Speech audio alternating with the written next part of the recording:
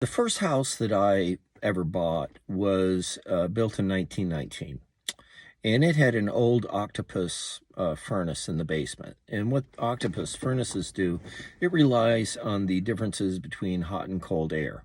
So hot air rises, cold air sinks. So the furnace would heat the air, the air would rise and distribute heat through the house, and then the return air system was simply a passive cold air drops. Well, I work with a variety of Amish builders, so I went out to one of the houses that are being constructed, and what they've done is something I completely agree with. And so what they've done is they put the wood stove in the basement. There's a grate right over the basement floor, so the heat will rise directly from the wood stove.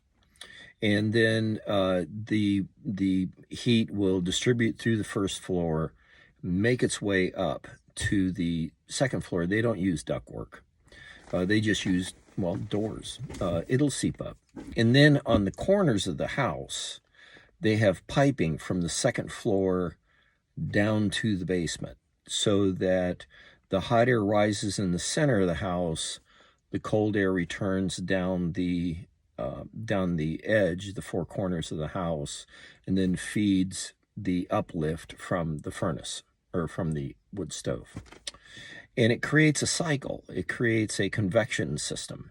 I was at one house, a couple of years ago, and I saw that someone had put this in, and I walked over to the corner, and you could feel a real serious downdraft of cold air from the second floor into the basement. And I thought, that's pretty interesting.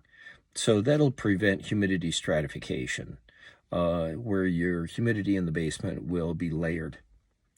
And with English houses, you have houses with electricity, you have a furnace that breaks that up. It actually sucks the air in, treats it, pushes the air through the house. Amish houses don't got that. So anyway, just be aware, if you have like a cabin, if you have some place where you don't want to use electricity all the time, maybe generators or something like that, you can, it's old school technology. Hot air rises, cold air sinks. Use that to your benefit.